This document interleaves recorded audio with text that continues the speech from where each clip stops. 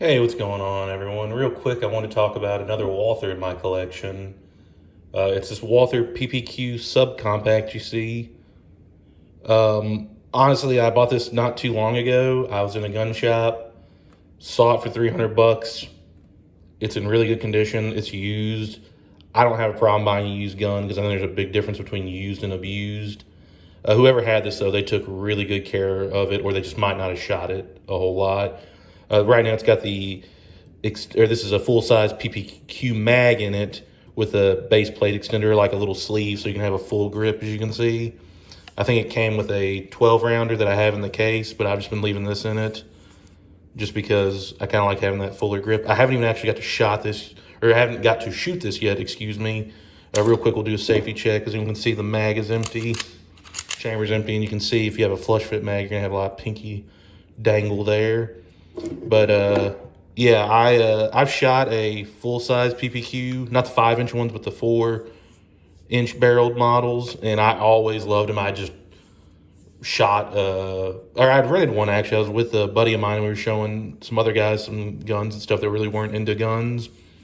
We were kind of renting some things with them, and we rented a PPQ, and then I shot another one too because I rented a PPQ, a VP9, and a SIG P320 when they all came out. I just want to see out of those three which one I shot better. I was just by myself killing time on a Saturday. And I really have always enjoyed the PPQ, and ever since that day, that's been years and years ago. And when I shot another one with a couple buddies, I always wanted a PPQ and just never got around to it. I looked at some of the 5-inch models before, and now the PDPs have come out and they've quit making the PPQ. So I saw this one, and like I said, they must not have shot it much, or I don't know if this was a carry gun or anything like that, but however it got to wherever it was, whoever had it, I don't know if it was one owner or anything like that before. Nice little, you can see inside the chamber there.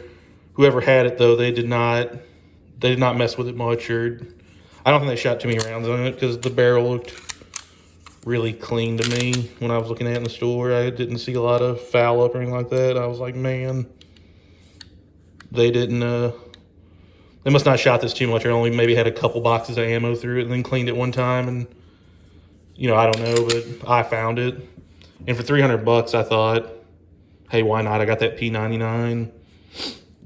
The sights on this are just 3-dot white sights, nothing special, but they are steel.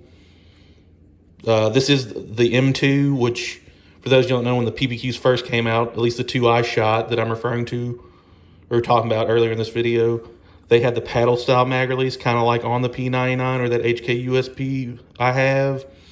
The M2s, they'll have the button release, which I guess is the more North American style. I like it either or.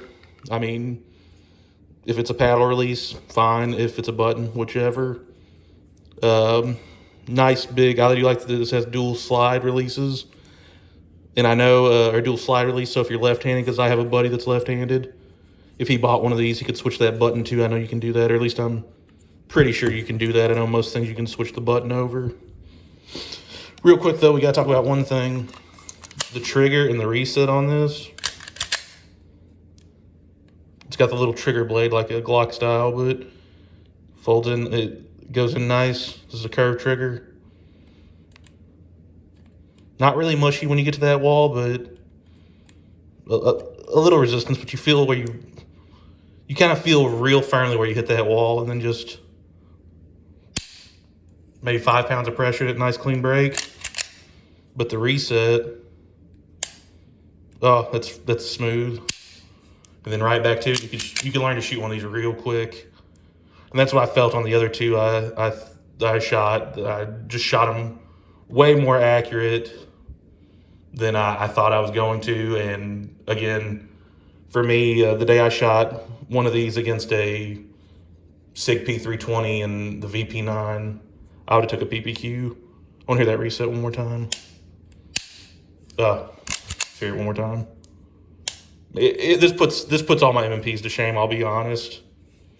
I kind of knew that before I ever even owned this gun. I always kind of thought the PPQ was a little better than the MMP. Yeah, that reset. Ooh, that it's a good positive reset. I can't complain about that. But yeah, Walther PPQ. If you ever get a chance to pick one up, I'm going to say go ahead and pick one up because you really just don't see these out there much anymore, especially now that they've quit making them and the PDP's kind of their thing at Walther.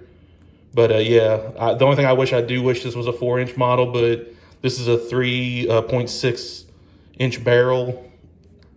I'm not going to complain. I mean, half or a fourth of an inch, or yeah, half an inch maybe from the 4-inch model. I'm not going to complain too much. And like I said, I got this nice PPQ 15-inch magazine with it, and it came with another one.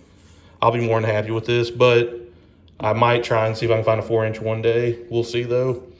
But anyone out there watching, I do appreciate it, and take care and be safe.